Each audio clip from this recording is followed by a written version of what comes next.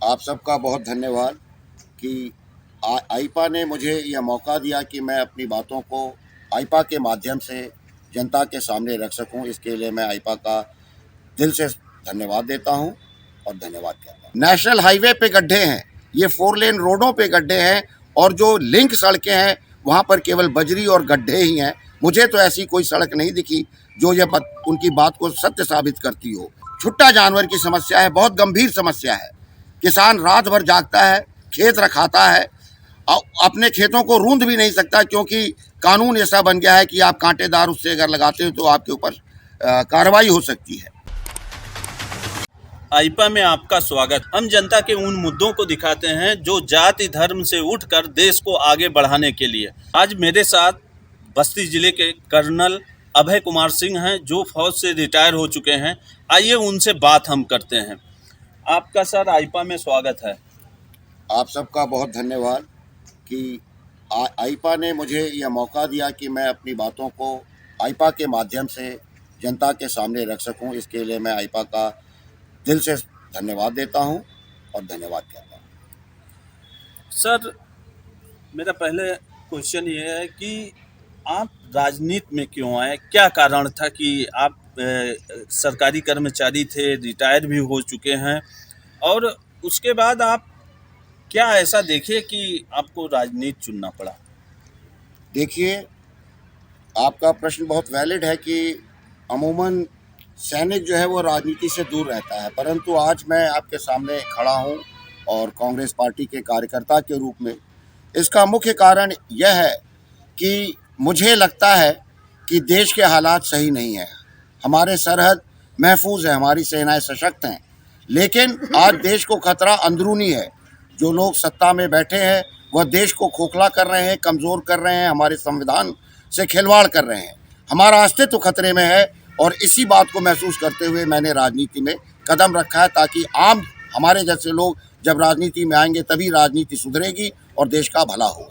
जब मैं 2017 में रिटायर होकर अपने पैतृक गांव पचवस में आया और तब से मैं यहीं पर निवास कर रहा हूं, तो आसपास के लोग अपनी समस्याओं को लेकर मेरे पास आया करते थे, मुझसे मदद की उम्मीद रखते थे। ज़्यादातर समस्याएं उनकी तहसील, थाने, ज़िले इत्यादि से संबंधित होती थी और मैं उन समस्याओं को अपने स्तर पर अधिकारियों से, प्रशासन से बात करके समाधान कराने की कोशिश करता था।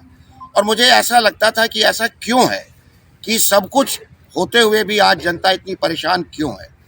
और यह भी एक कारण था कि मुझे लगा कि हम जैसे लोगों को भी राजनीति में आना चाहिए और लोगों की मदद करनी चाहिए। जी, आप जनता के बीच जाते होंगे। इस समय सरकार बार बार दावा करती है कि किसान खुश हैं, बेरोजगारों को रोजगार मिला है और जनता पूरी तरह खुश है। क्या जमीनी हकीकत में सरकार की योजनाओं का लाभ मिला है जनता को? मुझे तो नहीं लगता। जिससे भी मैं मिलता हूँ हर कोई दुखी है सरकार से और आज की परिस्थितियों से, चाहे वह आर्थिक दशा हो, चाहे वह बेरोजगारी का मामला हो, चाहे वह महंगाई का मामला हो। आप ही बताइए जनता कैसे खुश होगी जब 2014 में गैस का सिलेंडर 436 रुपये का था, आज 1000 रुपये के ऊपर है। सरसों का तेल जो कि 85 और 90 रुपये में आम जनता को मुहैया होता था, आज 200 रुपये से ऊपर है। तो कैसे माना जाएगा? यह सरकार क्यों नहीं मान रही है कि परिस्थितियां उनके हाथ से बाहर हैं, उनकी काबू से बाहर है। और बेरोजगारी का आलम यह है कि आज हमारे उत्तर प्रदेश के जो मुख्यमंत्री श्री आदित्यनाथ जी हैं, वो विरले और पहले मुख्यमंत्री होंगे आज़ादी के बाद से जिन्होंने जितनी भी प्रतियोगी परीक्षाएं कराई हैं, किसी भी परीक्षा का परिणाम न निकाल सके और हर परीक्षा का पेपर लीक होता रहा है। तो आप इससे अंदाज़ा लगा सकते हैं जनता, युवा बेरोजगार है, बहुत रोष में है और परिस्थितियां बद से बदतर होती चली जा रही हैं, जिसका इल्म शायद सरकार को भी नहीं है, चाहे वह केंद्र की हो चाहे राज्य की हो। केवल जनता को और बेरोजगारों को, नवयुवकों को बेवकूफ़ बनाती रही है और जनता अब समझ चुकी है इस बात को। सरकार दावा करती है कि विकास बहुत ज़्यादा हुआ है, सड़कों का विकास गड्ढा मुक्त हुआ है, जगह जगह सड़कें का जाल बिछा है, रोड बने हैं सब जगह, क्या ज़मीनी हकीकत में आप क्षेत्र में हैं, एक नेता हैं पार्टी के, तो जाते होंगे तो वहाँ क्या सड़कें बनी हैं?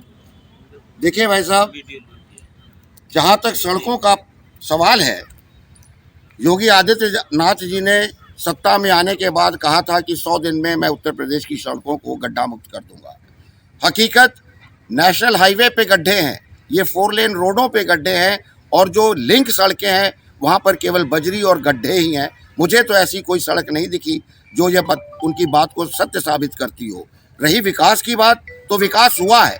विकास इस मायने में हुआ है, जैसे कि मैंने पहले बोला कि 80-90 रुपए का सरसों का तेल अब 200 से ऊपर गया। ये अगर आप इसे विकास मानते हैं तो विकास है। अगर 436 रुपए का सिलेंडर आज 1000 के ऊपर चला गया तो उसके मूल्य की वृद्धि में विकास हुआ है। पेट्रोल और डीजल, जो कि पिछली सरकार महंगा खरीद कर हमारी जनता को 52 से लेकर 60 रुपए के बीच में मुहैया करा रही थी, आज की वर्तमान सरकार उससे 1/3 रेट पर खरीद कर जनता को 100 रुपए के आसपास दे रही है।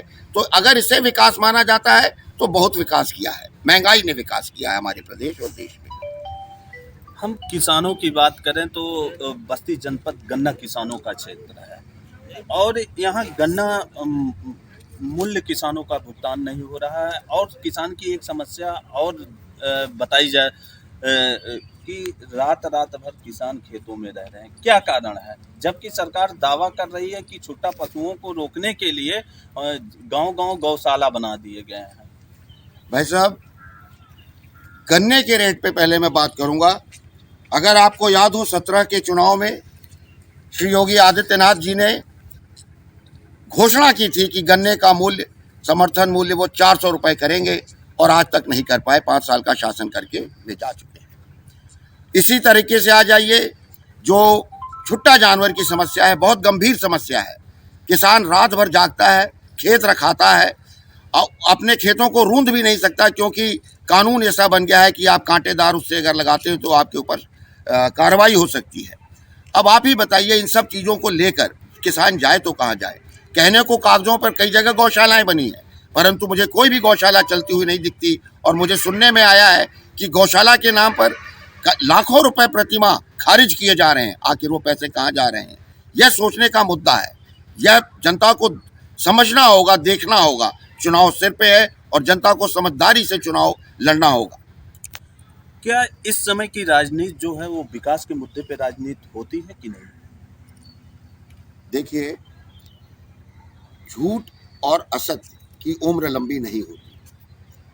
आदरणीय मोदी जी 14 से जो वादे उन्होंने किए, उनमें से एक भी वादा, मैं चैलेंज के साथ कह रहा हूं, एक भी वादा, एक भी घोषणा अपनी पूर्ण नहीं कर पाए हैं।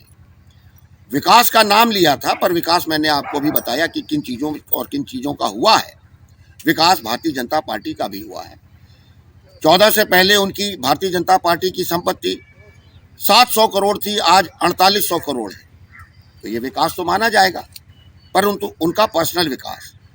आज जनता समझ चुकी है कि वर्तमान सरकार जनता को मूर्ख और बेवकूफ़ समझकर उनसे वोट मांगती रही है और अपनी सरकार और सत्ता में कायम रही है।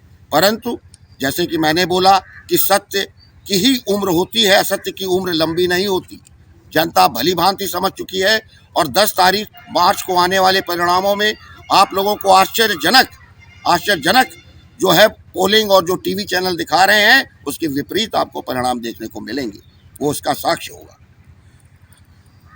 आपके गांव के पीछे घाघरा नदी है। सरकार बार बार दावा करती है कि बंधे की मरम्मत कर दी गई है। अब गांव जो घाघरा नदी के सामने पास बसे गांव हैं वो सुरक्षित हैं, जबकि 2-2, 3-3 बार मुख्यमंत्री भी दौड़ा। घाघरा बाढ़ जब आई थी तो उन्होंने दौड़ा किया था। आपके इसी गांव में पचवस में भी मुख्यमंत्री आए थे जब बाढ़ के समय। तो क्या जमीनी हकीकत में वहाँ बंधा बना है? देखिए, ये बंधा विक्रम जोत से शुरू हुआ है और आगे तक चला गया है राम जानकी मार्ग के पैरेलल। बंधे की मरम्मत के नाम पर पैसे आते हैं। मैंने 2019 में इस बंधे पे कल्याणपुर और गौरैया नैन गाँवों का कटान हो रहा था। इसी तरीके से अखंडपुर माझा गांव में बालू का खनन हो रहा था और मैंने जाकर देखा, उस बालू के खनन को रुकवाया भी।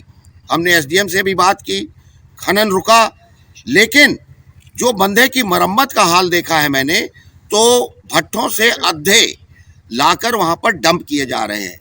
जब बाढ़ के दिनों में सरयू नदी प्रवाह बहुत तेज होता है तो बताइए क्या वह अद्धे जिनको सीमेंट से भी नहीं जोड़ा जाए वे नदी की कटान को रोक पाएंगे? सक्षम है? पिछले लोग बेवकूफ थे जो बोल्डर्स लगाते थे और बंदे को ठीक से रखते थे। आज तक गौरैया नैन से जोड़कर विक्रम जोत वाले बंधे से नहीं जोड़ा गया। गांव पूरा कट रहा है और इन सब का दोष जो ये खनन माफिया हैं उनको जाता है। वे लोग जो खनन का अपना पट्टा लाते हैं वो किसी दूसरी जमीन का होता है, बगल में लगाकर खनन करते हैं। सत्ता, शासन, प्रशासन, नेता या आंख बंद करती है। किस कारण आंख बंद करती है वह सबको मालूम है। चुप रहती है, उनको खनन होने देती है तो नदी का प्रवाह तो आबादी की तरफ आएगा ही, परंतु कोई इस पे आवाज नहीं उठा रहा, कोई इस पे कोई कार्रवाई नहीं कर रहा है। और यह सब इस बात का प्रतीक है कि घोर भ्रष्टाचार सिस्टम में फैला हुआ है। हमारा कर्नल साहब आपसे आखिरी सवाल है। पचवस गांव में हर परिवार में एक सैनिक नौकरी है। हम लोग आ रहे थे तो कुछ छात्र मिले थे, उन्होंने बताया कि इस समय सैनिकों की भर्ती नहीं हो रही है, क्या कारण है? आप उसी विभाग से जुड़े हैं। बहुत अच्छा प्रश्न पूछा है आपने, मैं आपका धन्यवाद देना चाहूँगा, क्योंकि आज आम जनता या कोई भी चैनल यह पूछ ही नहीं रहा है कि पिछले 2 साल से सेना की भर्ती नहीं हो रही तो सेना में सैनिकों की संख्या कैसे बरकरार रखी जा रही है। आपको बताऊं, हर महीने हजारों सैनिक रिटायर होते हैं। पुरानी जो हमारी सेना की कानून है उसके हिसाब से 103% जवान, अफसर नहीं, अफसरों की कमी है, पर जवानों की संख्या 103% रखी जाती है। 100% यूनिट में और 3% रेजिमेंटल सेंटर के केंद्रों में, ताकि आपात जैसे कारगिल जैसा कोई आपातकालीन युद्ध हो जाए, अचानक युद्ध हो जाए तो सेना भर्ती करके ट्रेन करके फिर लड़ने नहीं भेज सकती। परंतु आज आपको बता दूं, 2 साल में जो भर्तियां बंद की गई हैं उसका खामियाजा हमारी सेना भुगत रही है। कोई पूछ नहीं रहा, कोई बोल नहीं रहा। 28% जवानों की कमी भारतीय सेना में हो रखी है, यानी कि 1000 की बटालियन में आज 280 जवान कम है। तो यह सेना कितनी कमजोर कर दी गई है मोदी के शासनकाल में, यह किसी को नहीं मालूम और न किसी का इस तरफ ध्यान जा रहा। सारी परीक्षाएं अन्य विभागों की हो रही हैं, भर्तियां हो रही हैं, परंतु सेना की भर्ती क्यों नहीं रही? सेना में ही खाली कोरोना लगा हुआ है या मोदी जी आज हमारी देश की सुरक्षा के साथ भी खिलवाड़ कर रहे हैं? यह सोचने के ऊपर सबको बाध्य होना चाहिए। मामला बहुत गंभीर है और सभी लोगों को यह सोचना चाहिए कि ऐसा क्यों। सरकार यह दावा करती है कि रोजगार, युवाओं को रोजगार दिया गया है। भाई साहब, दावे तो इस सरकार ने बहुत कुछ किए थे। 100 स्मार्ट शहर बनाएंगे, 2 करोड़ रोजगार देंगे। अब आप बताइए, केंद्र सरकार में मोदी जी 7.5 साल से प्रधानमंत्री हैं। 2 करोड़ का रोजगार जो उन्होंने प्रतिवर्ष बोला था, अगर उसको 7.5 साल से लिया जाए तो 15 करोड़ रोजगार उत्पन्न होने चाहिए थे, लेकिन क्या जमीन पर हुए? आज टोटल बेरोजगारों की संख्या रोजगार दफ्तर से आप ले लीजिए, 8 करोड़ से ज़्यादा की नहीं निकलेगी पूरे भारतवर्ष में। अगर 15 करोड़ रोजगार मोदी जी ने सच बोला होता और दिया होता तो आज हमें विदेशों से लोगों को बुलाकर नौकरियां देनी हो रही। आप देख रहे हैं बिहार में क्या हो रहा है, आप देख रहे हैं उत्तर प्रदेश का युवा नाराज है। इन्होंने रोजगार दिया है तो किसको दिया है, यह पूछना है। लोग क्यों घर में बैठे हैं? मोदी जी की तरफ से तो पकौड़ा तलना भी रोजगार है। मोदी जी की तरफ से, योगी जी की तरफ से खासकर मनरेगा में काम करने वाला मजदूर भी रोजगार है। अब आप ही समझ सकते हैं कि ये कितनी संवेदनशील सरकार है जो अपने युवाओं का कितना ख्याल रख रही है और कैसे झूठ फूट बोलकर 2 बार सत्ता में आ चुकी है। परंतु अब नहीं होगा। अब युवा और जनता जागरूक हो चुकी है, इनकी मक्कारी को समझ चुकी है और इसका मुंहतोड़ जवाब इस 22 के इलेक्शन में इनको मिलने वाला है। कर्नल साहब, जब आप रिटायर हुए उस समय फौज की क्या स्थिति थी और इस समय क्या स्थिति है, कुछ प्रभाव है? जैसा कि मैंने आपको बताया, आज में की सेना की जो 28% की डेफिशिएंसी है, वह उसकी कार्यप्रणाली पे असर डाल रही है। आपको और हमको टीवी चैनल, खासकर नेशनल टीवी चैनल, बार बार दिखाते हैं कि कितनी सशक्त सेना को मोदी जी ने किया। अब आप बताइए, अगर मोदी जी ने सेना को सशक्त किया तो पुलवामा का अटैक क्यों हुआ? उड़ी बेस पर अटैक क्यों हुआ? पठानकोट एयर बेस पर अटैक कैसे हुआ? अरे ये वो अटैक थे जहां पर एयरफोर्स के स्टेशन के अंदर मैं कर्नल होकर नौकरी के दौरान अगर अपनी वर्दी और आई कार्ड के साथ जाऊं तो मेरी छानबीन की जाएगी, तब अंदर घुसेंगे हम। और मोदी जी के राज में आतंकवादी एयरफोर्स स्टेशन के अंदर घुस के ना ही केवल घुसे, उन्होंने अटैक करके पूरी सेना की ऐसी तैसी कर दी। कितने लोग हताहत कर दिए। पुलवामा में हमारे 47 जवान मारे गए। अब मेरे जो उत्तर है यही बताता है कि हमारी सेना कितनी सशक्त हुई है। ये रिटायर्ड कर्नल साहब थे और इन्होंने बताया कि सरकार का जो वादा है, जो जनता को मूलभूत सुविधाएं मिलनी चाहिए थी, वो नहीं मिल रही हैं। ना ही बेरोजगार युवाओं को रोजगार मिल रहा है, ना ही क्षेत्र में सड़कों गड्ढा मुक्त हुए हैं। नमस्कार, आप लोग आइपा को आगे देखते रहिए।